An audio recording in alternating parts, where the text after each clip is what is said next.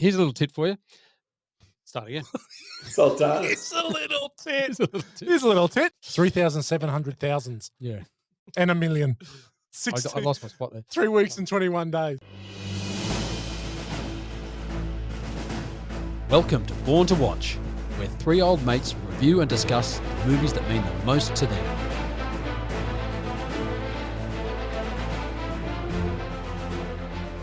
Hey there, fellow watchers. It's that time of the week again. It's Born to Watch time. It's fast becoming my favourite time of the week again. And live from the panic room this week, we've got a special guest, but we'll get to him in a second. As always, is my two stooges joining me, and in the panic room is Gow. How are you, mate? Very good. Good evening, everyone. Great to be back. Got a good episode tonight and excited, picked by our special guest. So looking forward to this. Yeah, he's very special. He's very special. Up there on the land is the farm strong Dan, sporting something new. How are you? Yeah, big week on the land, boys. Two major happenings. One, got a brand new hat, which you can see. We might have to post some image of this on the line. I'm still the only knobhead walking around Noosa with a big hat on. So, but I feel good, and it keeps that blazing sun off my schnooter. And but the second biggest thing for me was I realised on Spotify you can speed up these podcast malarkeys and actually listen to things quicker, and I can fast forward through to all the bits that I say and really enjoy it. So there you go, fuckwits, if you're not using it. 1.5 speed for me, 1.2 speed for these gibberers, and away you go. Yeah, I just go in film school for fuckwits. When I listen back, I just go 30, 30, 30, 30, 30, about 70 times until the end of film school for fuckwits, and along we go into the ratings. It's the best part. So anyway, look, we have got a special guest with us, and he's one of our super fans, one of the OGs, Damo from Vicky Point. G'day, and you may remember in The Simpsons when Poochie came on Itchy and Scratchy, and Lisa said adding a new character is often a desperate attempt to boost low ratings. So then Roy rocked into sat down at the table, and he said, "Hey, yo, what's hanging, everybody?" And so, yo, what's hanging, everybody? Welcome. It's great to have you, mate. You are Good to be here. You are not a stranger to the panic room. No, I'm a second tour. Oh, you're an old hand at this now. Yeah, he is. But, you're in the majors now, mate. So this is the number one rating podcast in Panic Room Productions and DBL Media. So Congratulations. Welcome. Thanks. Don't ask what DBL Media stands for. Is Damo on the Mountain Goats like me and the G, or is he like you, Waddy? No, Damo is on the waters. He's on the he's on the Alka Spring, and he's looking better for it. You guys can, and Gow's actually not on the drink tonight. He we went an hour 47 last week with Gow on the drink, so he's decided to not have a drink tonight. Cracking songs. Yeah, good songs. Okay, so look, the 50s obviously was the decade that defined the creature feature. Those black and white scary movies were definitely defined by that decade, but it really wasn't until Jaws in the 70s when movies decided they wanted to try and catch lightning in a bottle again. So that 80s and 90s were the decade that really tried to recapture that B-grade creature feature. And tonight, we've got one of the better installments in that genre in 1990s Tremors, starring Kevin Bacon, who I'm sure we'll get to his career shortly, Gow, and his nudescence when he went through the Bacon nudescence, which I know is my favourite part of his career. A couple other nuffies, but we can't forget who's fast becoming our almost favourite is Victor Wong. This is his second podcast of us, and he's in rare company. He is, and he's also just given 1 degree of Kurt Russell. There we go. We got that. There we go. It's all done. Premature adulation in its best. There we go. Egg Shen, welcome. So look, Damo, we'll start with you. Okay. So why did you decide to choose Tremors tonight? Oh, really good story. Not actually, there is no good story about it. I had 3 movies that I thought, let's throw them in the hat, see what you think. And I had Tropic Thunder, Idiocracy, and Tremors. And Tremors was basically something I haven't seen for a long time, but I remember I really loved it. Premature adulation there. That's okay. And then so out of those 3, you said, look, you like Tremors as well. So, and it is a little bit different. It's not mainstream. It's not Die Hard. It's not First Blood. Absolutely. It's It is a little off-brand for us. Yep. And I enjoyed the trek down off-brand lane. Good. Yeah. And mate, what about the first time you saw it? Any memories, fond memories? Well, It was at a mate's Ninth- place on video. Well, yeah. Well, 1990, you would have been 43. Well, actually, I in 1990 I did turn 21, and Wow. yeah, I was actually trying to keep a bit of a low profile because the year before I just came off a really highly successful stint or 3-episode stint on Home and Away as an extra. Yeah. So I was keeping a pretty low profile that year. But yeah, I was at a mate's house, and we were Another industry insider. yeah, we it was a video, and it was really went in to watch this with really low expectations, which Yeah. I think most people would go into. You just the premise, the video cover, Damo. Yep. Damo, fuck the movie. I'm Tell us here. more about Home and Away. Were you in the diner scene, and did you have to pretend you were talking but not saying? He was in the diner. Like, He was in the diner. Mate, you try. Yeah. Okay. Well, one drinking a milkshake, one scene eating a donut. Outstanding. Yeah, and Bobby was there, Nicole Dixon, Danny Minogue, she was in there, couldn't keep her eyes off me, and Terrence Donovan. Yeah. Oh, Terry. We're all there. Yeah, we're all there in the diner. So, it was the first time they've ever cast a super hunk as an extra, and anyway, it was a bit of fun. Absolutely. No, and taking. Do you remember what And sort I of guess, mate, freight you just follow. you got paid? 45 an hour. That's pretty good. Wow, In the that was 1990, big. yeah. Big wedge No, for hang on. 90. Maybe it may have Maybe been that's 45 for the day. For the day. Yeah. Or no, but I was part of it. But Damo, you're also following in the line of another great Giles actor. Oh, well, that's it. My dad, yes. He did some serious extra work, Hollywood stuff with Elliot Gould in a movie called Exchange Lifeguards, which was filmed at Avalon Beach. He was left on the cutting room floor, and it had Christopher Atkins in it. It was basically a tit and ass show, and I was like, Dad was in this sort of soft porn, Aussie Terry. terrible show. He was also in B-grade movie, Ozploitation. he was in that. Yeah, it was called Exchange Lifeguards, and he was in Home and Away as a priest, and he was in like East Street or something like that as well. So Now, All right, it's in the family, isn't it? I did work mate, they're born to experience perform. on E Street when I was a kid. That was my first foray into Oh, that's industry. right. I remember I that. did work actually, experience. And I remember Father Bob. We were doing a scene with Father Bob, and he couldn't hit his lines, and he was swearing the bluest swear words I'd heard as a 15, 16-year-old. And it just shocked me that there was this, he was a person and not this sanctimonious character that he was on E Street. So, yeah, that was my start in the industry, Damo. So I totally get where you're coming from. Good on Wheels. Oh, Wheels, yeah. God, yeah, there were some nuffies on that show. That's Tony for sure. Piran. Tony Piran was on that show. Oh, mate, Mark yeah. Stone. She was number there the one for day me I for a was long filming. time. Yeah. Oh, That's Gal's go-to. really? You'd hear Piran from the top bedroom in Kendall Crescent quite often. We noticed here clear. Yep. Okay, look, we'd normally have a couple of reviews here, but we're a bit pressed for time, so we're going to publish them on the line. Unless Gal, have you got one? No, Okay, no, we can move on. We'll publish for them. We'll publish them on the line. Okay, Gal, why don't you tell us about the movie? Tell us about Tremors. All right. The monster movie that breaks new ground. A small town gradually becomes aware of a strange creature which picks off people one by one. But what is this creature and where is it? At the same time, a seismologist working on the area detects tremors. The creature lives underground and can pop up without warning. Trapped in their town, the townfolk have no escape. Yeah, what a shithole town. Yeah.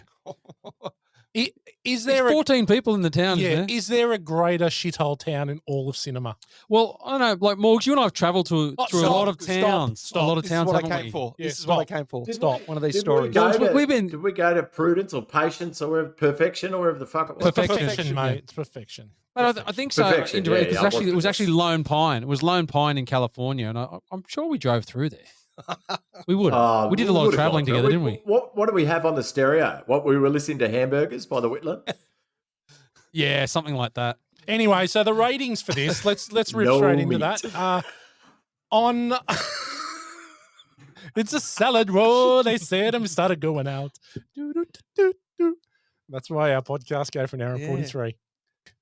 On IMDb, Tremors rates 7.1 out of 10, which is pretty bloody good for a B grade movie. I don't know if it's a B grade movie, but anyway, let's move on.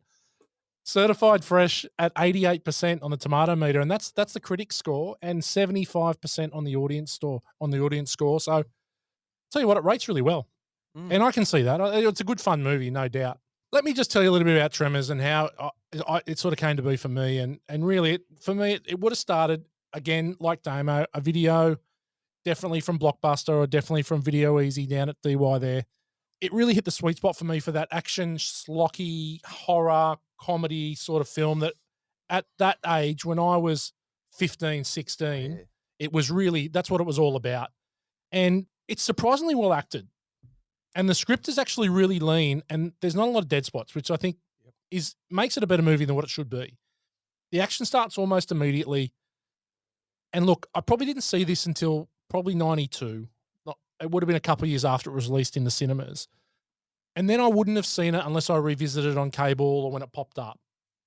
But I tell you what, when Luke was born and I started thinking about movies that we could bond over, I was thinking, well, it's a good place to start is some quality B movies that, we can sort of have a laugh together with. So I obviously started with Big Trouble in Little China, greatest movie of all time. Spoiler alert. But then we watched Tremors, and Luke was about 5. And he absolutely loved it. And I fell in love with it again and thought, this is so freaking good. Brilliant. Yeah, he's obviously gone through, there's about 6 sequels. Yeah. There's so many sequels, which are not great. How old was he when you guys watched They all went Basic straight to Instinct? DVD, didn't they? Oh, Daniel. Jeez. Look, he's not got to Basic Instinct with me anyway. We haven't got to that level yet. But a little tidbit, which I'll get to now, is that this is actually produced by Gaylan Hurd, Mrs. or ex-Mrs. James Cameron, who produced Aliens, T2, and Terminator. So some of our favourite movies she produced. So it's got some good pedigree. There's no doubt about that. So, Gow, why don't you tell us about the stars? Well, big star is Kevin Bacon, obviously. What a great career he's had. He started out as Chip Diller. His first movie, National Lampoon's Animal House. Can't believe he wasn't in Mr. Goodbar. I think we might have to do 1 degree to Mr. Goodbar. But no, it wasn't. Friday the 13th. Then he was in Diner in 1982. And then obviously in Footloose, which is the big role for him. He gets the big skewer through him in Friday the 13th. It's a good kill. It's a really good kill. But yeah, Tremors, Flatliners, JFK, A Few Good Men. I tell you what, stop. The press is there. He almost steals the show in JFK. That character just doesn't exist in real life. He's the gay guy, and he steals the show. He's amazing. Really, really good. Continue. What's got The River Wild, Murder in the First, Apollo 13. He's been in tons of movies. Mate, he's Sleepers. Great. He's great. Wild Things, yeah. Wild Things. We'll talk about Wild Things, I'm sure. Might have to cover that one. Well, I did some covering with Wild Things. I'll give you the tip. A little thing about Kevin Bacon. He's actually in a band with his older brother, Michael Bacon. It's called the Bacon Brothers. I believe actually Morg's modelled the fabulous Morgan Brothers off that band, but they put 3 albums out. Really? He's doing quite a bit with Fallon where they take the piss of the songs. Oh, they talk that's about right. The first takes of songs, and they both sing. It's freaking hilarious. Next up, we've got Fred Ward, great character actor. Had his first movie in Escape from Alcatraz, 1979. Great movie, Clint Eastwood. Yeah, really good movie. One of the greats. He's in Silkwood, Uncommon Valor, into Tremors, Miami Blues, The Player in 92. Yeah, Tim Robbins. With Tim Robbins. In Road Trip, Earl Edwards in Road Trip in 2000. He was Joe Dirt's dad in Joe Dirt. Right, yeah. Sweet Home Alabama, he was good in that. Earl Smooter. That's a Gow movie, though. You've been forced to watch that one. Yeah. There's no doubt. Yes. But yeah, no, so he's had quite the career. Unfortunately passed away in May of this year. Yeah, R.I.P. R.I.P. We'll add him to the Born to Watch R.I.P. board. Yeah, you missed the most important bit about Fred Ward. He actually started as a mime. He went and trained in Rome, and he trained in a lot of the theatrical arts, and he was actually a mime. And I think Damo, out of all of us, could actually make a career out of being a mime. You've got good moves and great expression and an interesting head. I think that you could follow in Fred Ward's footsteps if you wanted. Have you considered? Thank you. That's huge. Yeah, Daniel, have you considered miming film school for fuckwits? Yes. The more you shit on it, the longer it's going to go this week. So keep going. Who else we got, Gow? We got Michael Gross, Stephen Keaton. Oh, mate, what a show! What a show, we've yeah. been together for For a million years, and I And I guess bet we'll be together for a million more. I forgot that jingle. And it's like we started. Remember they were dreaming painting over on the night we kissed. painting with the oil over the. Yeah, the very hinges, good. yeah. It's a great start. So Great we're show. talking about Family Family Ties. Ties. Yeah. Yeah, thanks. Yeah. Thanks, Alex. So Family Ties, Growing Pains, Alex or that Pickett. one with Jason Bateman. You got to fuck one, kill one, marry one. Go. Oh, Mm. hang on. Who are the three? Go. Sorry, Growing Alex. Pains is Pains brilliant. with Kirk Cameron before he became a God Squatter. Yeah, before. Yep. Yeah. Family Ties. Yep. And the one with Jason Bateman, who I can't remember the name of it. Valerie's Family or something like that. Oh yeah. Oh, well, that's okay, right. well, Valerie, yeah. I killed Valerie. Yeah.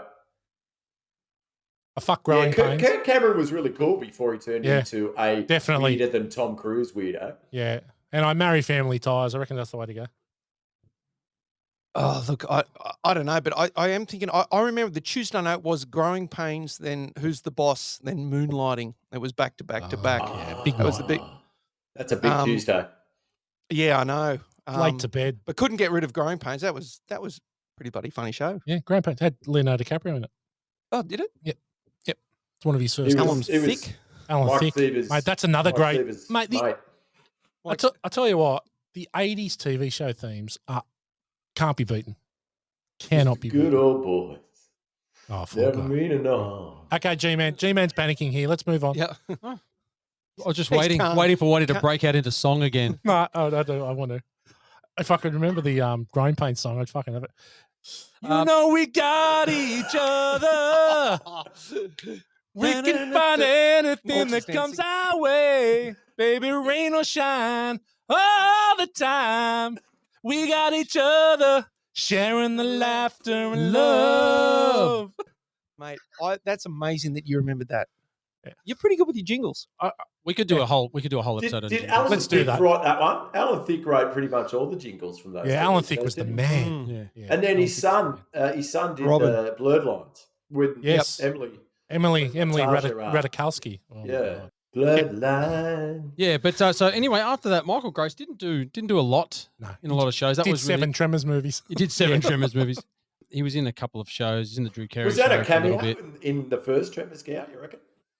Oh, Please. Here's a little tidbit for you. Michael Gross was born on the same exact date as Meredith Baxter Birdie. oh, husband and wife. Yeah. Wow. Interesting, huh? Yeah. What about Tina But yeah. Yodas? Yeah. You can have Tina. We'll have Justine Bateman. Yeah. Didn't they introduce Oh, another yeah. character into that family as well? Wasn't there a little brother in the end? Little Brian Bonsall. That's it, Brian Bonsall. Oh, Damo, well well played, done. Damo. Morgs is our Sparky. Let's move on. Who else we got? Reba He's McEntire. fine. You know, it's her first acting. It's her first acting. First gig. acting gig came across from being a massive superstar, Huge country singer. Yeah. But they didn't actually want to put her in the movie. She was but, good. She was right. Yeah, she was really good, but they didn't want to have someone trying to make their mark in acting. But she did really well in that. Yeah.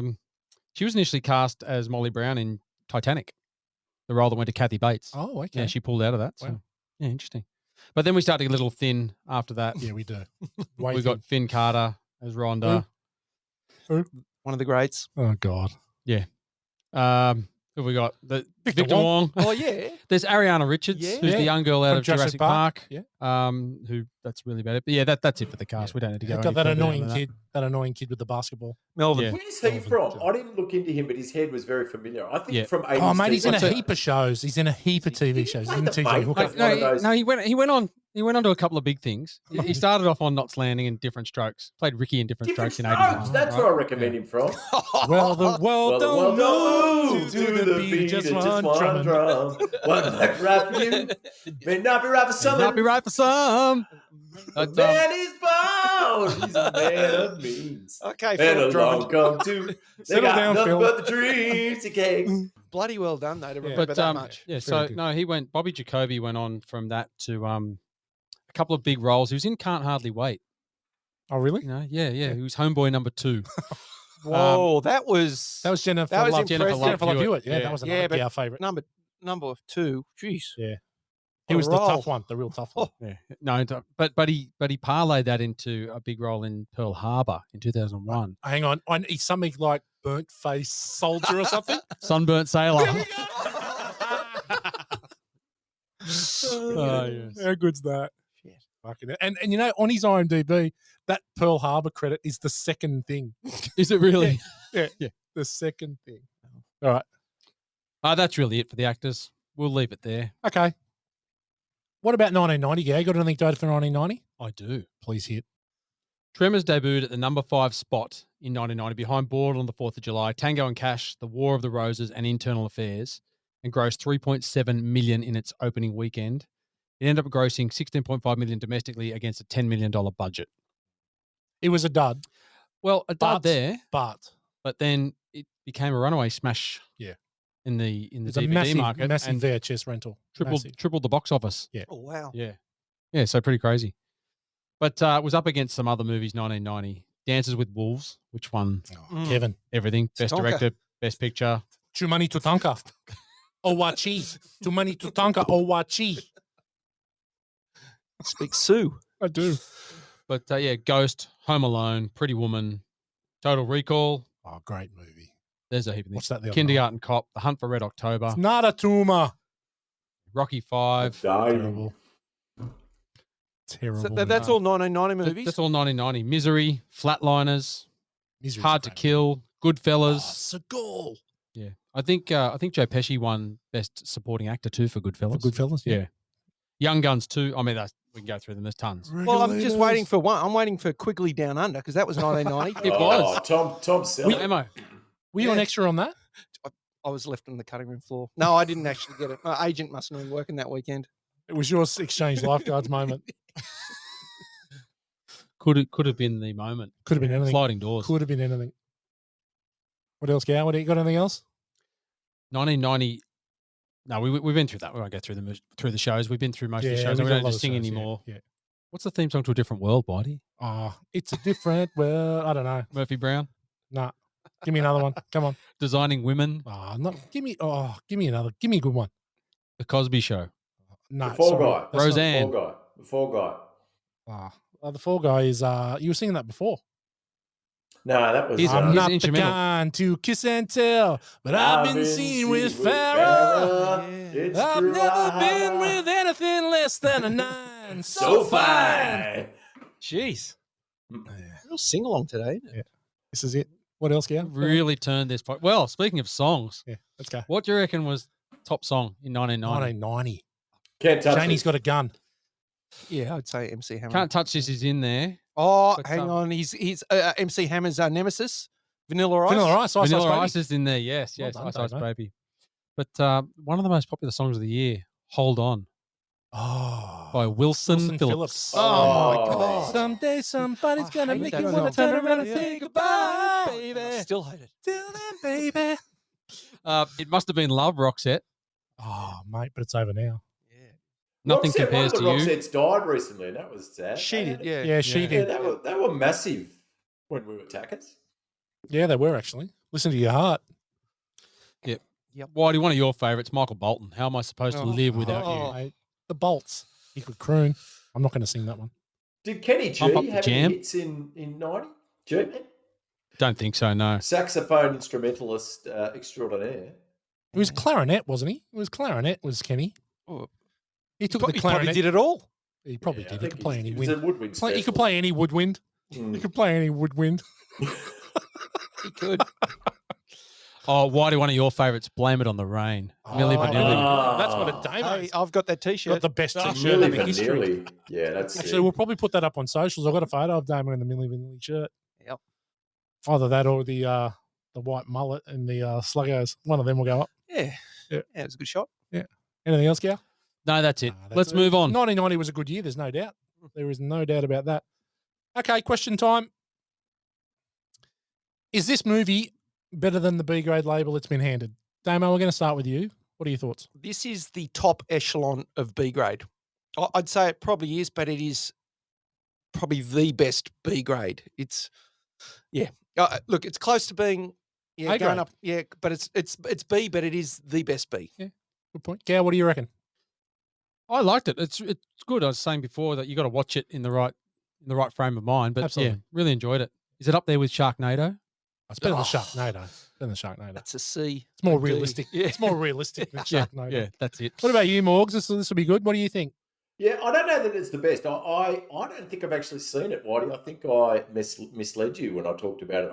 I looked at it through brand new eyeballs when I watched it last night and didn't remember a thing about it. So that doesn't necessarily mean I haven't seen it. It just means that the magical daddy juice took those brain cells away. But I'll talk more about that in film school for fuckwits. But I think Damo posits a very nice question. Okay, excellent. And what about Kevin Bacon? Do we think this guy was born to be a superstar? And early days, it looked like he was going to be Footloose. Mate, he's a good actor. Do you think he's lived up to his potential? What do you reckon? Yeah? Yeah, I'd say so. He's been in Mate, he's had a great career. a lot of good movies. I mean, this is the first big movie, I'd say. But wow, when you look back through it, we went through it. Flatliners, A Few Good Men, River Wild, River Wild, great movie. Nah. Murder in the First, Apollo 13. He's in a ton of good movies. What do you reckon? What do you reckon, Damo? I think that he, as we talk about this movie being B grade as the top level, he is the top level, as you guys call them, jobbers. Yeah, jobbing actor. That's why he's got the game. What is it? 6 Degrees of Kevin Bacon, because Yes. he's worked with everyone. Yeah. So he's a jobbing actor, but he is the elite. Yeah. Jobbing actor. He's actually he's a jobber.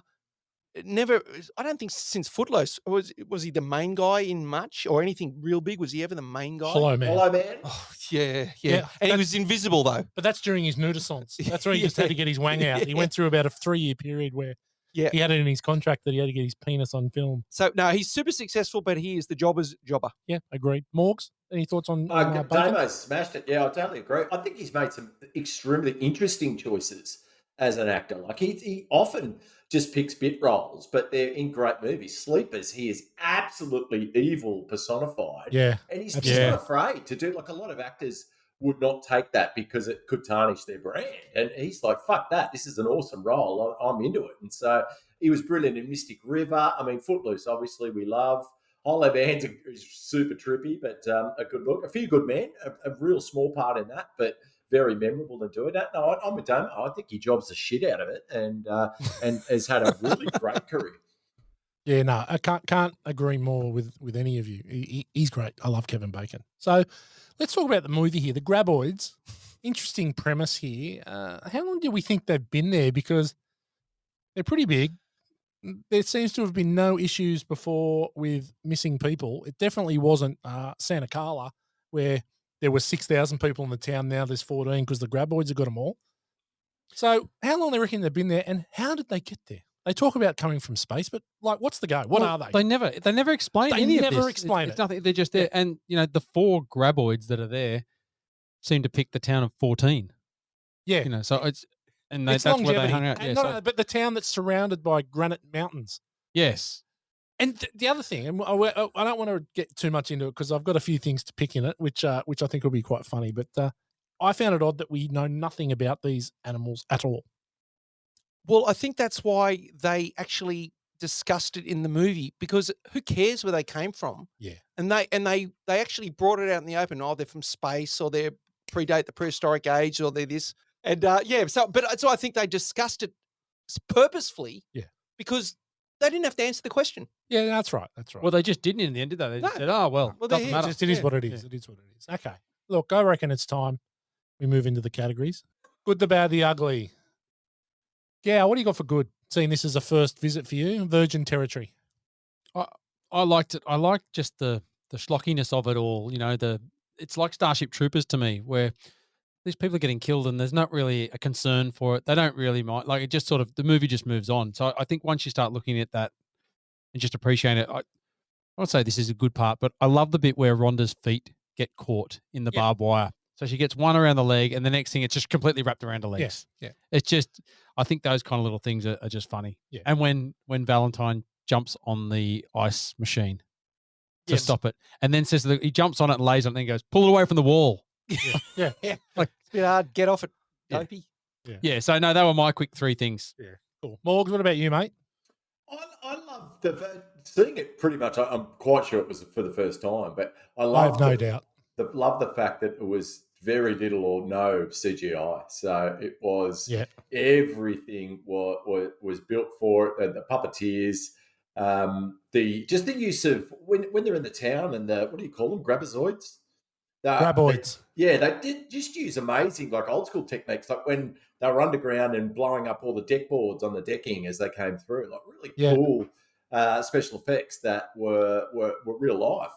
So I thought that was great. I thought that Kevin Bacon and Finn Carter both really understood what movie they were in. They were overacting the shit out of it, yelling their lines. Finn Carter especially, I thought she was excellent.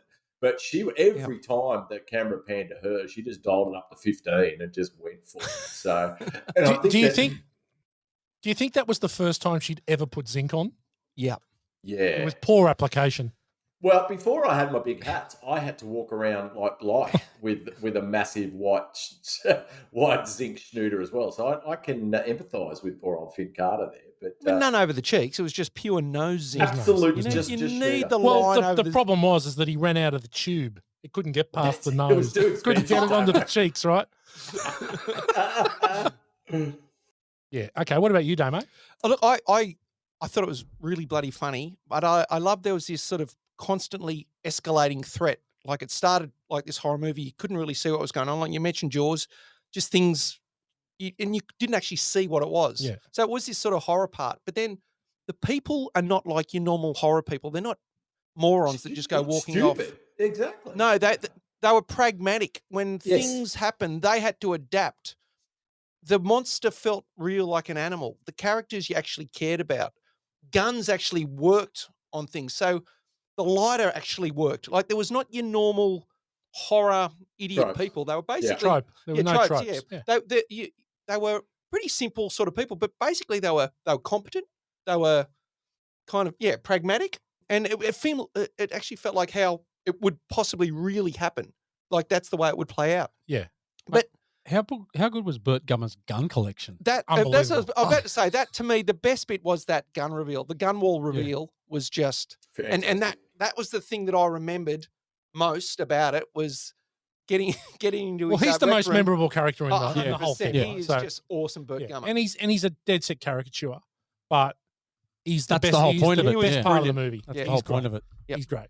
Yeah, look, I agree. Look, I really liked Val and Earl. I thought they were a sort of a cooler version of Dumb and Dumber. Yeah. Right. Where they were obviously best mates. They die together, and I think they actually make the movie what they are. Those two guys wouldn't work without. I think couldn't imagine anyone else playing them after seeing those guys. They ham it up together really well. They do. They're don't they? really, really good, and they're so different. They're obviously such different characters. I also really liked. I don't know if you guys noticed this, but it's quite a few references to The Thing in this movie, right? Ooh. So we talked before about the effects with the path being pulled up, and that's the same thing that happens in The Thing, where at the end of The Thing where it pulls up. Also the generator going missing, it's gone. Same thing. There were these little things throughout the movie that I go, fuck, that's the same as The Thing. So I wasn't afraid to sort of lend a bit, which I really enjoyed. I really liked that scene at the caravan when the husband and wife are there and they're talking. When they're talking about they're there and they're building their house and they're in the caravan, they've got the car, and then does the dog go missing there? No, that's not the dog goes missing there. The generator. The generator goes missing. So the generator goes missing. They pull it up. Then the husband gets eaten. Yeah. She hops in the car and it's game over. And they just suck the car. And all you see is the lights up in the. I thought that was really cool. Well, that car it reminded me of the Queen. What was it? The Wagon Queen family truckster from the Griswolds. Yeah. And it was exactly like that car, just with the wood paneling. It was just that awful looking thing. Absolutely. And again, Michael Gross. He's the most memorable part of this film. The movie doesn't work without that character. I think you need that levity. I think you need that bit of an idiot, and you need the guy that the people within the town sort of love to hate. And he's going to cause a bit of problems, but he's also probably going to save the day. Well, but see, that sort of guy would normally be, look at him, let's kill him off, sort of thing. Yes. But he totally becomes like the legend. Yeah. Yeah. I thought he was gone when they were down underneath the house yeah. in the basement. Yeah. Well, when he starts, I thought, well, they're going to end him here when he starts sort of ripping into Val about, who made you the boss and On the rock. on the rock, Yeah. right? But they sort of move past that, They which do, is good yeah. because he deserves to be there at the end. He's a good character. Okay, what about the bad? Morgs, we'll start with you. What do you think about the bad? I thought it was really fun, the whole movie. I agree with what you guys said about the characters as well. Damo especially, they're not stupid. They're not normally, there wasn't the final girl like you see in a horror movie. There wasn't all those normal tropes that you see with idiot characters. They all had a bit of depth about them for the little screen time that they had. But I guess the bit that I loved for good was also the bit that was certainly a little tough to watch 30 whatever years after the movie, but the CGI, the lacking in CGI, some of those snake tongue creatures that came out of the graboids, I swear they were left over from our 1989 Rock Stedford performance at Cromer High, and it was stocking stuffed with cotton wool. So it was, I think, with Egg Chen, when he wrestles one out the front and he's playing around with it, it's definitely a little too floppy, and some of them were quite comical. But no, it's only a piss take. No, there was nothing really on the nose for me. Absolutely. What about the blow up when they blow up? Just the innards that fly around. Oh, that's good. It's like orange, orangey like stuff. I love it when it gets Melvin in the face. Yeah, that's right. Yeah. It always felt like they were harking back to creature splatter features, and there was always absolutely. You mentioned that they mentioned the Thing a lot. Like it always felt like it was all tongue in cheek, and there was always an eye on where this film, the origins of it were. So I thought it was really cool. I think it's seriously self-aware, this movie. I think it knows what it is, and I think that's the best part about it. It's these movies that take themselves too seriously that are these style of movies that are almost unwatchable, but these guys know what's going on. What about you, Damo? What do you got for bad? For bad? Well, I just think old Egg Shen's opening his business in a town with 40 people. Yeah. How does he make any money? Well, exactly, and the tourist trade's non-existent. Well, I think he's selling the eggs for like $75 a dozen. Well, when he bought the snakeoid or the graboid for $3, and he starts selling. Oh no, for 15. Doing the photos for $3, but he's only got his But he's only going to make $18. He's only going to make $18. Yeah, right? so the business model there, I think it's anyway. But actually, it reminded me a bit of Cheers because that's where they all hung. Yeah. They just let's all go back. There's Norm and Cliff, but everyone just sort of hung in the general store. But and also Melvin, just your typical shithead. He's annoying. Yeah, he's a bit annoying. What time of day was it when the boys come into Egg Chen's diner? And he hands him a 6-pack for later, but then he cracks 2 beers on the counter. It was early, man. It was early, man. That was 8 a.m. Like, well, yeah, that was early. Yeah, that was great. That was great. What about you, Gal?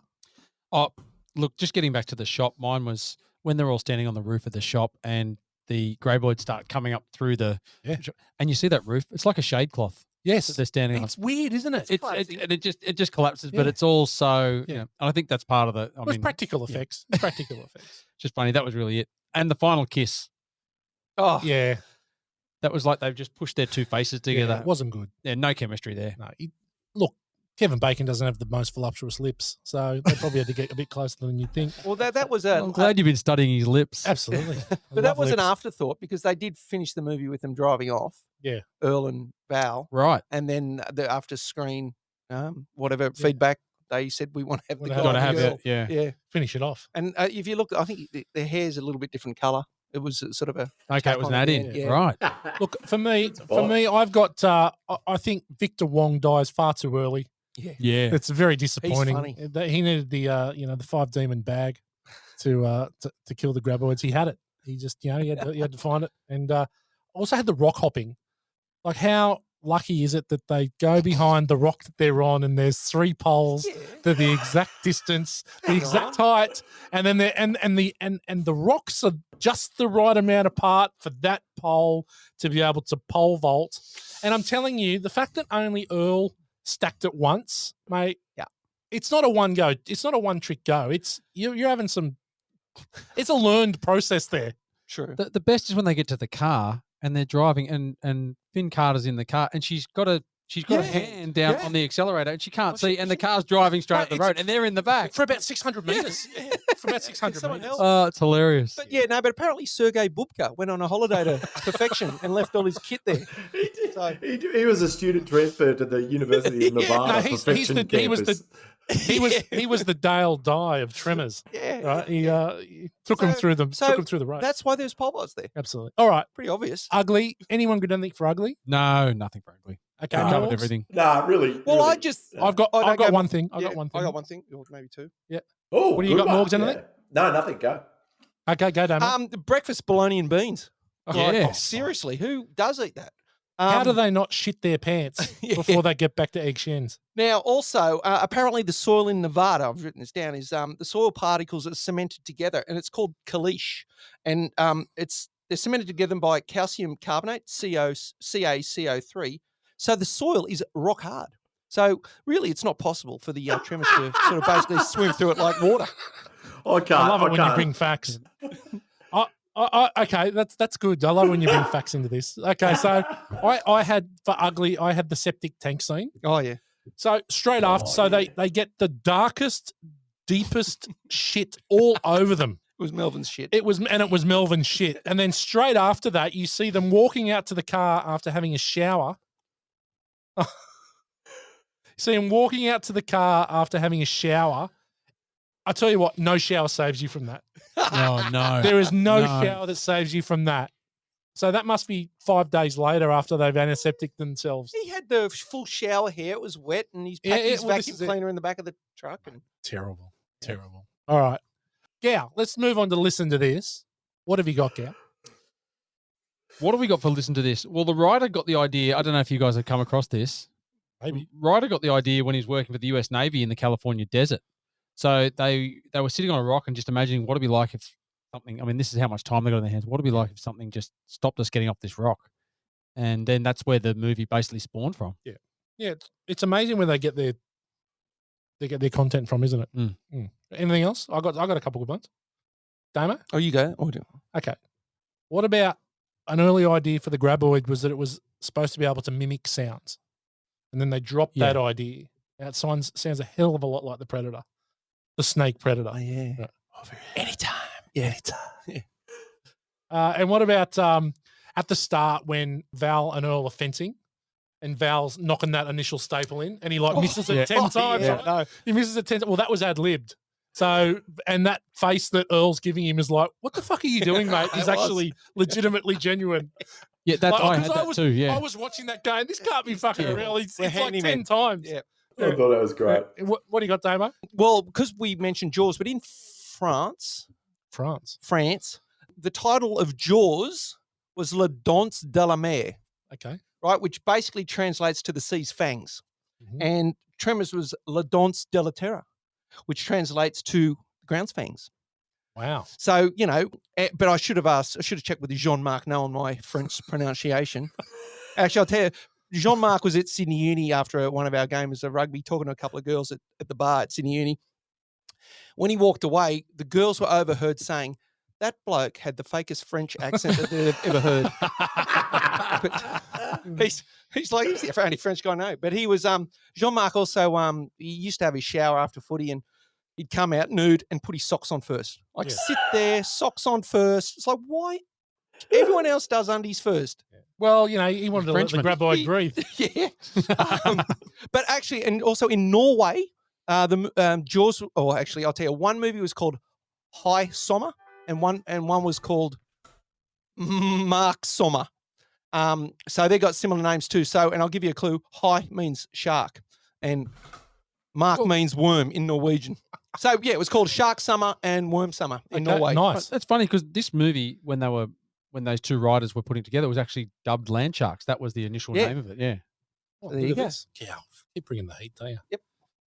Anything, yeah? Well, I got one more. No, you go for it. Okay. All right. What about so they had to cut the swearing to get the rating, to bring the rating down. So when they say the mother humper, Oh yeah. Yes. so they say he goes fuck you, right? Yep. But then that was the only time it was. because if you do more than once, it then ups the rating. So when he says mother humper, it's actually been dubbed.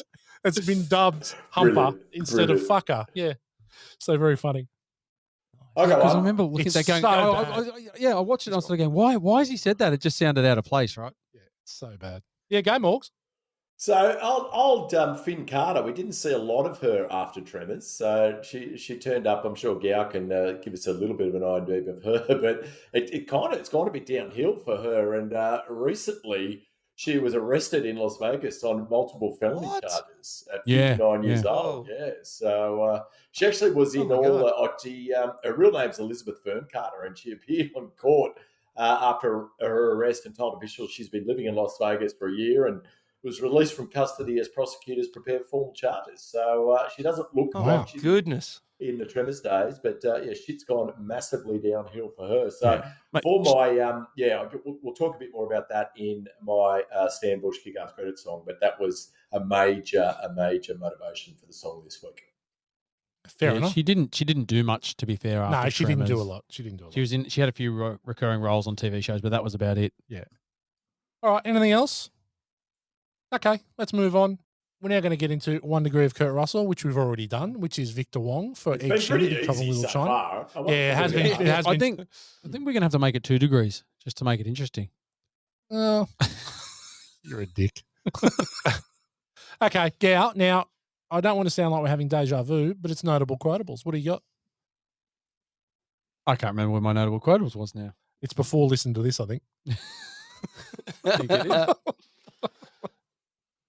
What was my quote? Yes, Bert Gummer. Yep. Yeah. When legend. Bert was in his basement, and he kills the graboid. Broke into the wrong goddamn rec room, didn't you, you bastard? You He bastard. said it with some. The way he said it Yeah. was brilliant. Yeah, he's very good, isn't he, in this movie? My other one was Earl when they're talking about making run for it. Run for it. Running's not a plan. Running's what you do once a plan fails. Absolutely. Earl actually has a lot of the best lines. Yeah. Yeah, He's I like awesome. him. What about you, Dame? Well, actually, but Earl's line, like, damn it, Valentine, you never plan ahead. You never take the long view. I mean, here it is, Monday, and I'm already thinking of Wednesday. Like, he really planned ahead. And then he says stuff that is it Monday? Is it Monday? Yeah, that's right. But and when Earl was talking to Bert, sort of, what kind of fuse is that? He said, cannon fuse. Oh, why have you got? What's this for? For my cannon. Of course. Duh. Of course. I like it when Melvin's playing with the basketball and Earl's like, "You little asswipe, you knocked that off, or you're going to be shitting this basketball." Pardon my French. And that's when he always looked at her. Yeah. Oh, sorry. Pardon my French. Yeah. Pardon my French. Yeah, no, very good, very good. Anything else? Anything else that springs to mind? There's a lot of quotes, but there's no real. There's no real big standout quotes in this movie. Just for a lot sure. of funny lines. Mother Humper. A lot of funny lines. A lot of funny faces, expressions. I love Fred Ward's faces and Michael Gross's faces. Like when you said when he was got the shits on the rock, when he sort of turned around to his wife Reba and he's sort of just grumbling. Yeah. It just looked so awesome. It was just really just some guy having it all grumbly. But Michael Keaton did it so well. Yeah. Michael Keating. But how good was the fight on the rock? They literally start having a go at each other like it's all coming to a head, and then they just turn around and that's it. Yep. It's done. We got Yeah. it. Let's throw the bomb. Yeah. Let's do the was a bait. good- that's it. Let's do the bait. Let's do the bait. All right, I think that's enough quotes. Look, it's a great movie for quotes, but as we said, nothing that is sort of really massive that sticks out. Well, this is it. Here we go. Film school He's doing Shooter McGavins with his fingers there. for fuckwits. Here we go. Just before we start film school fuckwits here tonight, it's very sad, but one of our members has to leave early. Gow's at DEFCON 4. Oh, He's doing some. He's got to go and teach karate for some 6-year-olds a la Kramer Yeah, on he Seinfeld. dominated that dojo. Right? Yeah. So we're gonna do film school for fuckwits without Gow tonight, and he's left us his score, so we'll still be able to. And I tell you what, we're in big trouble because my phone's run out of batteries tonight. We are in What do you? Oh, big I've got trouble. Oh, I'll just, Morgs, can we change the name to Film School for F-wits? Yes, but the first 4 lines of when I go into it will be fucking fuck balls fuck. So you can do it. Oh. Right. Yes, Okay, it's your show. I actually It's like your that. segment. Let's change. That is a very good call. We'll change it from tonight. Good call. Yeah, lead me in, Whitey. Okay, and look, it's the segment that Morgs has been waiting for. Film school for F-wits. Yes, fellow F-wits. I couldn't be fucked.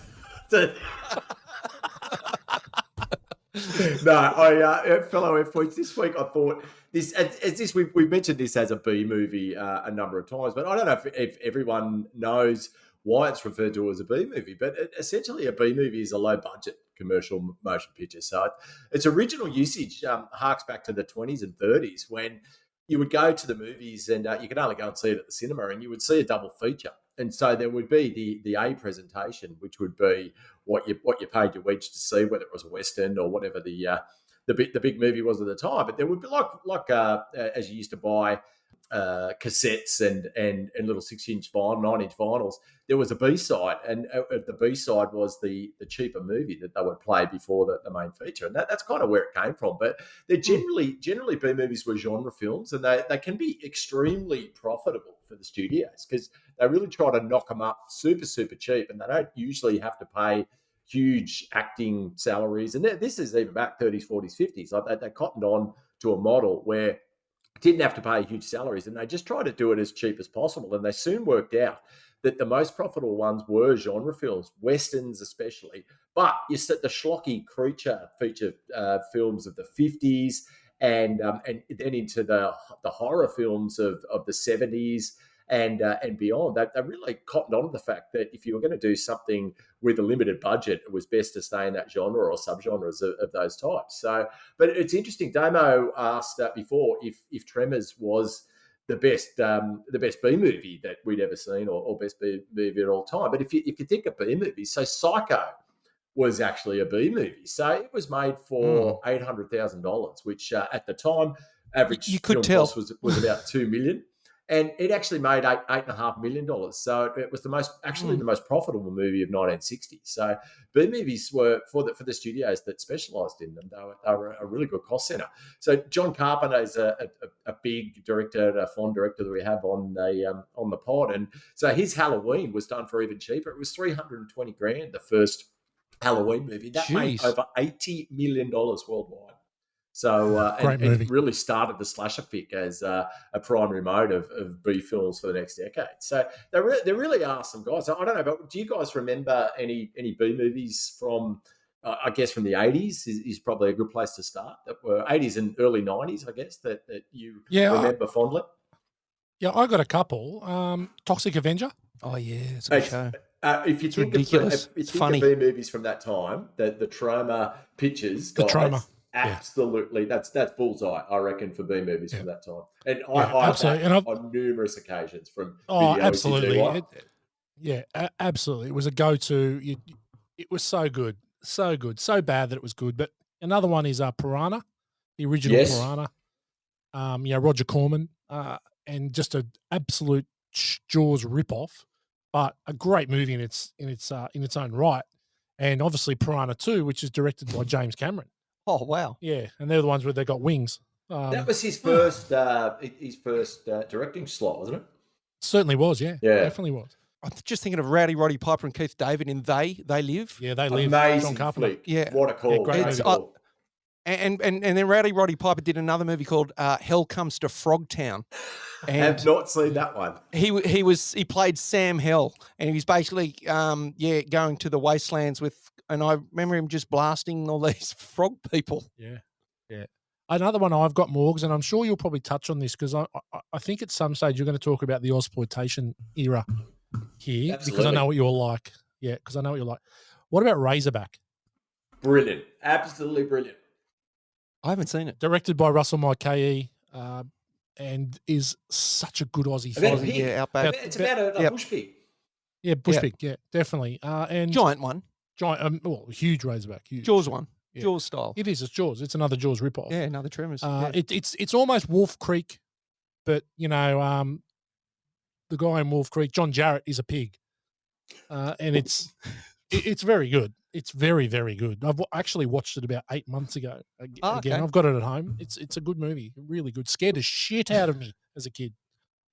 What are you going on with, Morgan? What do you think? Yeah, I mean, you mentioned Troma, Toxic Avenger, so Surf Nazis Must Die, all those flicks. Oh, yeah. That was when you didn't. If you went down to the video store, you didn't necessarily come home with a blockbuster. Like it was, if the video art was interesting enough, you were happy to take home these B movies and have a great time. Absolutely. Watching them. But the American Ninja movies, Michael Dudikoff, another fan favorite for us. I know Gal loves his all his ninja movies. But American Ninja 2, American Ninja 3. That was a staple for us to hire at the video. City Video at DY, shout out. Was huge. But why do you mention Not Quite Hollywood? And I've prattled on about this in the past, and this will be the last bit of film school for F-Wits. But if you haven't seen it, F-Wits, check out the documentary Not Quite Hollywood. So Edgar Wright from Baby Driver fame, he named Not Quite Hollywood his favourite film of 2008 and called it the best documentary ever. So it's worth a look. And it really documents all of the Ozploitation films from the era. Quentin Tarantino was heavily involved in getting this documentary made. But some of the brilliant films of the Australian New Wave, which were all B movies of the 1970s, 80s. So there was Alvin Purple, which was Alvin was That's just on a Prime mad now. leader. And what it did, it coincided with the relaxing a lot of the censorship rules. So they were basically just tits and ass movies. Like it was, they played exactly to the more base elements of what people wanted to see at the time, and found a true audience there. So these directors were knocking them up for absolutely F all. And I mean, about the Barry McKenzie films. Barry McKenzie holds his own. Dead End Drive-In. Mad Max could be called a B movie because at the time, What? he did that on an absolute shoestring. That was film. I mean, obviously that has massively overreached subsequently and has been taken up by critics and fans alike as extending itself beyond its B movie label. But there were other ones you mentioned: Razorback, Road Game, Stalk. Patrick was that weird. They're in hospital. That's it. In a coma. Really interesting stories that were just done for bugger all cash, but at the time just did really well. And Turkey Shoot was another. It was just Turkey Shoot, amazing. That got remade just recently, actually. Yeah. So anyway, B grade movie. If anyone talks about a B movie, fellow F-wits, all they're talking about is the fact that it's probably has relied on a much smaller budget than you would traditionally see in a Hollywood production, and notably not usually stars before they're famous. So there we go. Nice and short one tonight. Well done, Dan. You've really reined that one in. You've listened to the barrel buyer's agent who was sick of your dribble. Yeah, he's going to. That's all right. But that's okay. Look, I think that was well done, Dan. What do you reckon, Damo? Anything else to add? But no, all good. Okay. I'm glad you adapted to the name change. Yeah. It was incredible. Quickly. Yeah. You need to be here more often because he doesn't adapt to anything the guy asks for. The fucking except he's not eating on this podcast every week. They're like, can you not say cunt? Can you not do this? Can you not fuck me? I'll tell you one thing he's not doing tonight, and that's eating milk chocolate digestives, which doesn't go well on a podcast, I must say. Okay, look, we move into what is fast becoming the internet's greatest podcast segment ever. Stan Bush. Oh, right. Kick-ass credit song. And you know what? We are releasing a new jingle in this episode. So I hope you enjoy the jingle as much as you enjoy. I like the Born to Watch. No, there's going to be some voiceovers in this episode, and the Stan Bush Kick-ass credit song jingle is to die for. Wow, there's a penned big sell. Penned in conjunction, a White Gowan narrative and performed by joint collaboration and sung by one M. Gowan. And it's going to be just lights out. Yeah. So anyway, Morgs, Stan Bush Kick-ass credit song, take it away. Yeah, so sorry about that. I just couldn't remember what the song was because I hadn't written it yet, but I remember what it is now.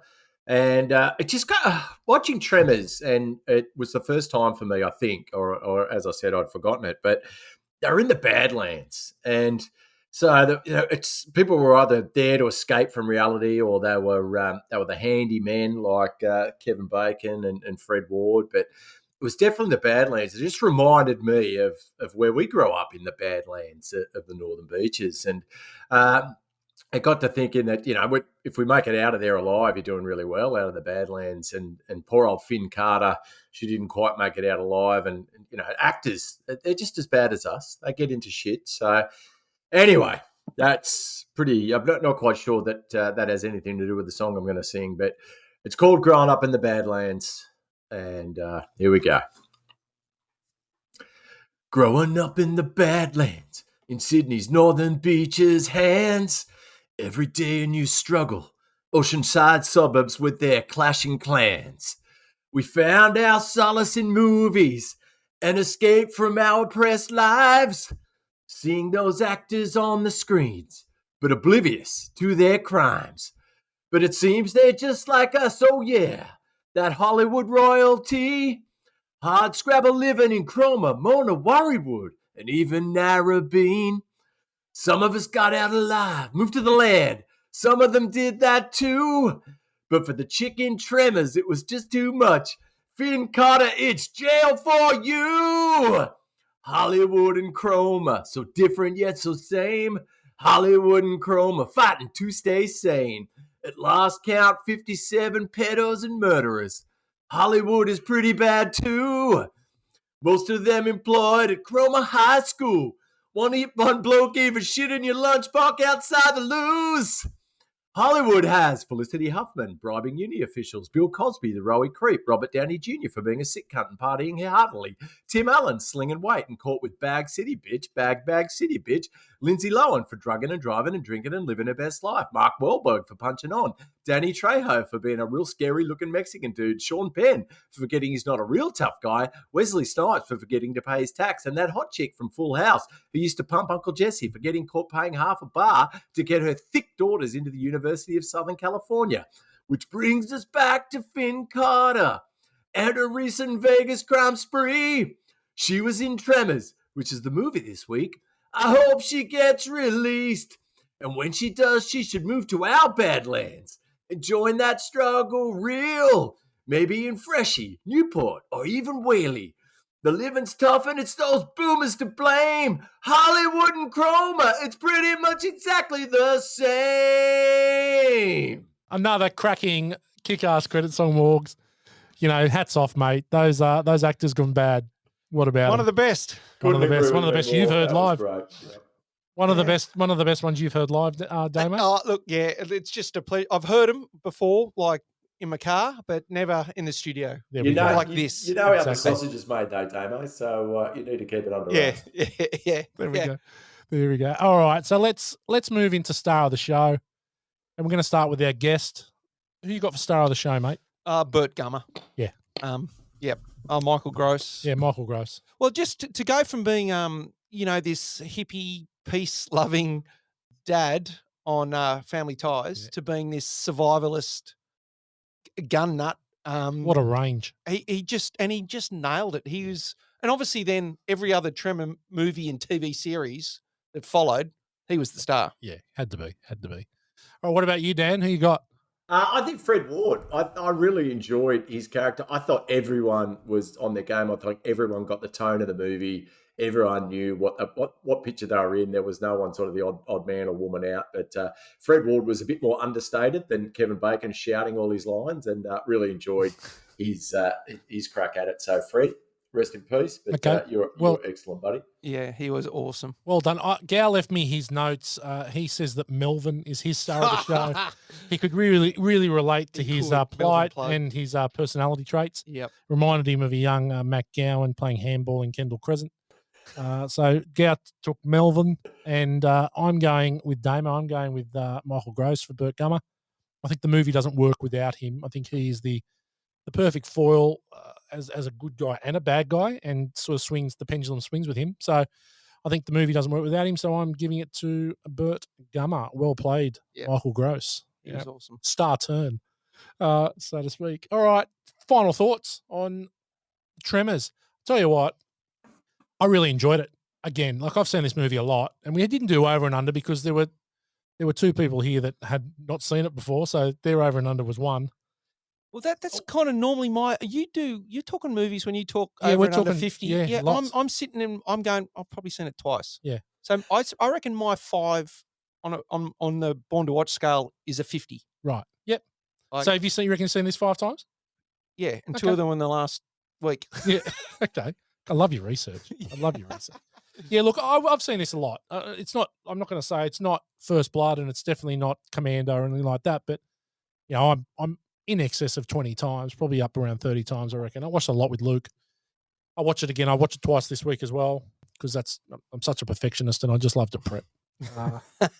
You know, but look, it's a great movie, and I tell you what, it's the perfect entry into that sort of creature feature, schlocky horror comedy for your kids as well. You know, there's not a lot of swearing. There's one fuck. There's way less swearing in this movie than in our podcast. You should let your kids listen and watch both. There's no doubt. But it's an easy step in if you just want to ease them into those kind of movies, and you'll have a lot of fun with your kids watching this. I laughed through the whole thing again. Megan was appalled that I was watching it. But, you know, you can't win everyone over. But look, Tremors as well. I enjoyed it. It was good. Good fun watch, no doubt. Okay. Now we're moving into the rank bank.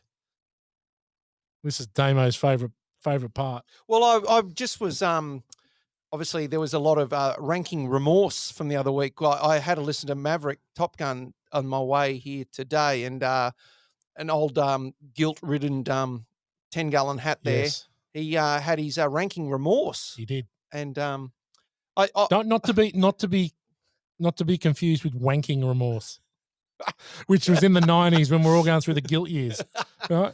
Morgs would steal his mum's Target catalogues and knock off down to the downstairs toilet. Yeah, but you weren't on your own there, Morgs, because you two other friends, they changed their Maverick ratings as well. So you know, absolutely. You know what? If you say no, but his remorse was for First Blood. So his remorse was for First Blood because he was shouted. It was emotional. It was an Was emotional. Look, it was an emotional rank. It was. It was. We've all had one it of was those.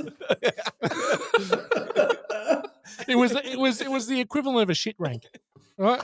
So and he didn't do a very good job on it, but he did have his remorse, and he I think he corrected it, and yeah, First Blood now sits where it probably should, and yeah, Top Gun Maverick moved as well. But so, what are you going to give, Damo? What are you going to give Tremors? Well, mate, I really like this movie. Good mix of comedy, horror, action, characters, storytelling.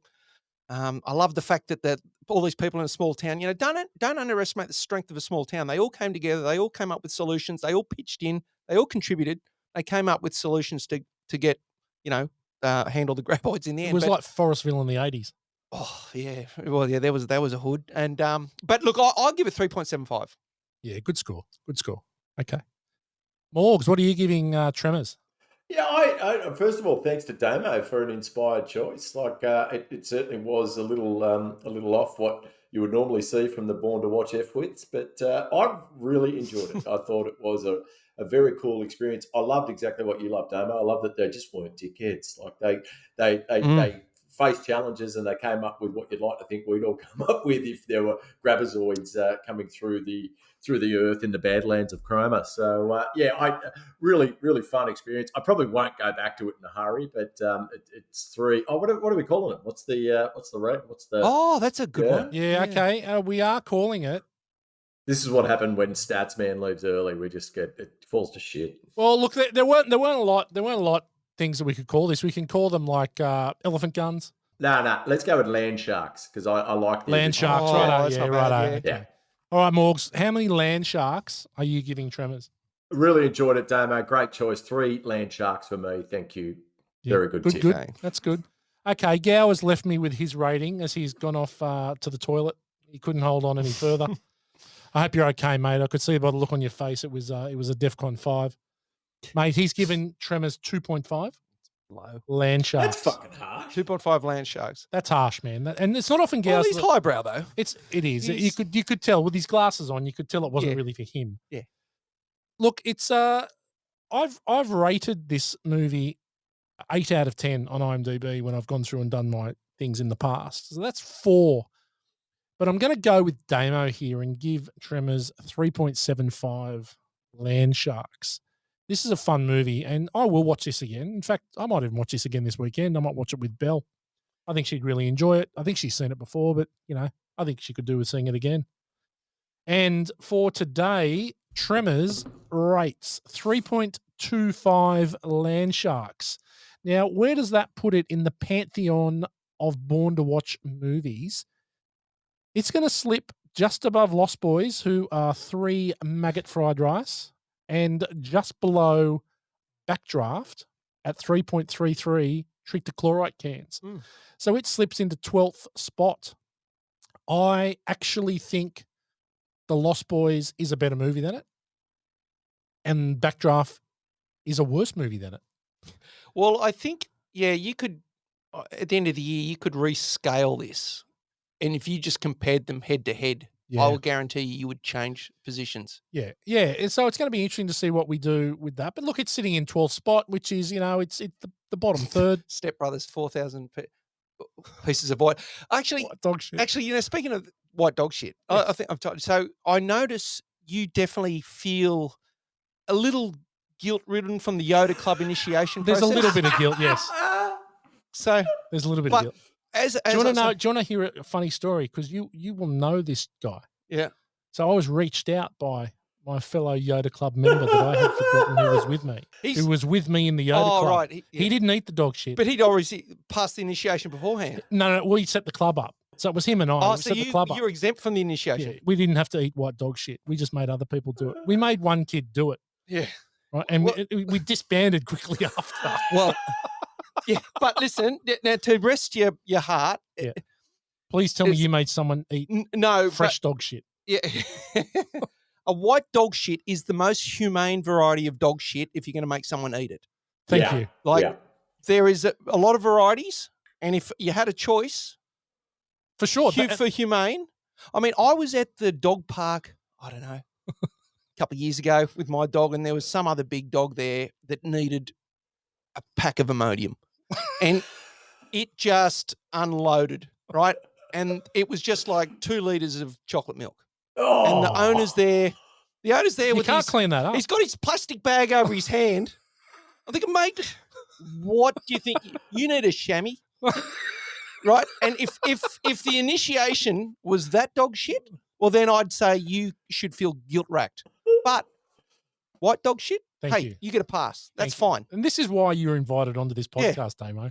So what are we watching, people? What are we watching on the streaming or anywhere we're watching? Damo, you got anything? Well, I have watched 2 shows. I've watched, speaking of B grade, I watched a show called Cherry 2000 on Prime. Wow. Starring Melanie Griffith, who is a kick-ass.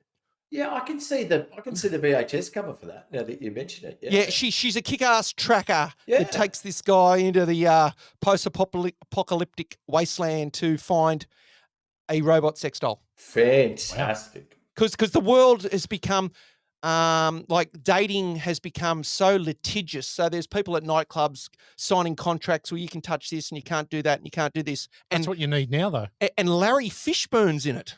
Oh, yeah. Larry Fishburne. Yeah, he's Larry Fishburne. He is a one of the lawyers in the nightclub.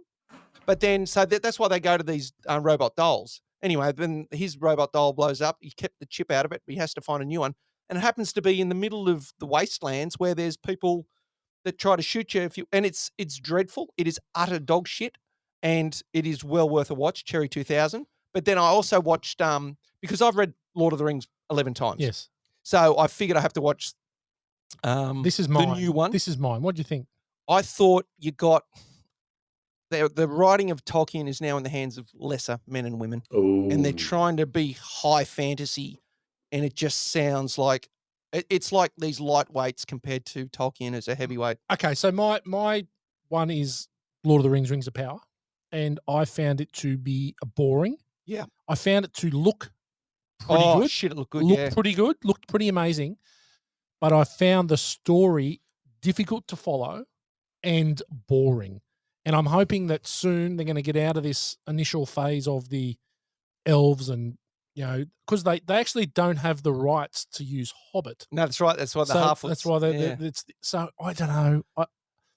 And it's not by a fluke that Foxtel us have a Lord of the Rings channel at the moment and just playing the 3 of them back to back. Well, why not? Yeah. So I've been sort of catching a few of them, and it doesn't compete.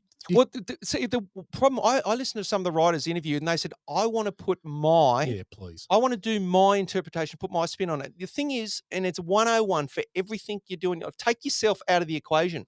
If I'm doing my shopping, I'm just going to buy meat pies and chips, but my family's not going to really like it. I have to actually think about what other people are going to want. And the same thing in your video shop. Well, I only like Turkish Delights as chocolates, but I can only have a small range. So I'm going to buy what people actually like. Yeah. Same with writing something. Write what people want. Take yourself out of the equation. I completely agree. The thing I don't agree with is you don't like fucking Turkish Delights. I love them. That's the problem. So that's why. And I didn't stock them. I didn't stock them because I knew that no one else liked them.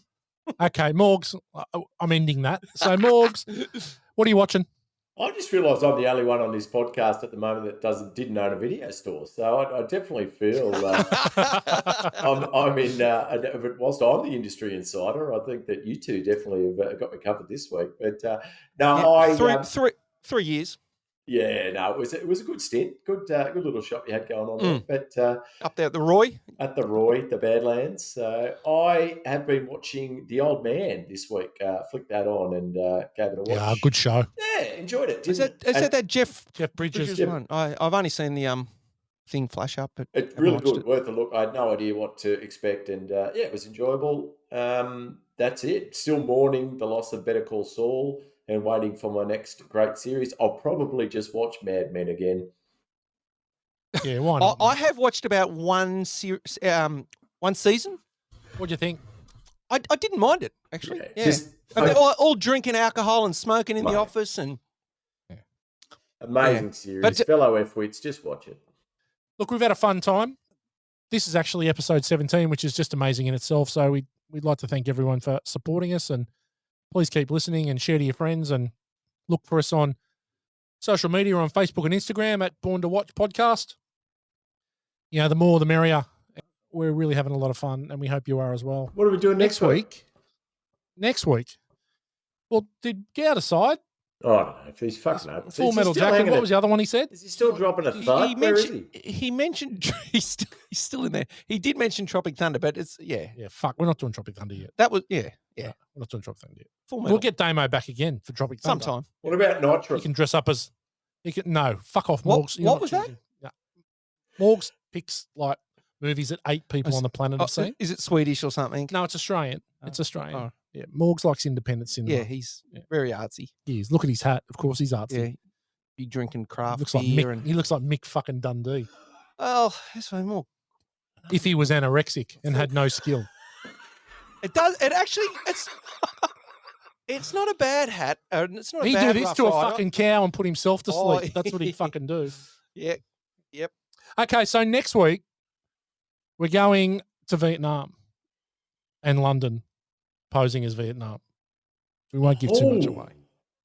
What? A Stanley Kubrick classic and one of the best jokers in cinema history. Did I choose this? No, this is a Gow pick. Wow. Believe it or not. And Gow's chosen Full Metal Jacket. Oh, great choice. Yeah, this is going to be fun. This is deep. Yeah. This is a movie that could be dividing our listenership a la The Guard. But we'll roll the dice on this, and hopefully you want to come along and learn a little bit about real cinema. It was a big movie in its time. Big movie, yeah. Stanley Kubrick. It's a great movie. It's really, really good. And if you haven't seen it, get on it. We'll put up on the socials where you can watch it. It's surely available. It's a quality movie. They ripped off your logo too. They did rip off our logo. Nice spot. They did rip off. It's a movie that is close to our heart for many reasons. But Gow says goodbye. We just heard a muffled "see you later" from the latrine. Snap that off. And I know, for God's sake, mate. And Damo, thank you so much for making the trip down the M1.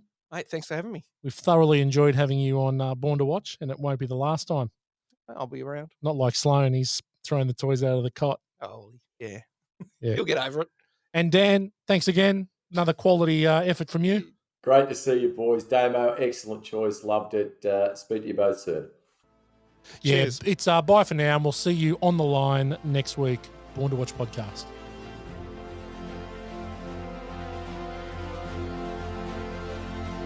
Thank you for listening to this episode of Born to Watch. To join us on our journey into some of our favourite movies of all time, You can find us on all good podcast networks like Spotify and Apple Podcasts. If you like what you hear, give us a 5-star review and share with your friends.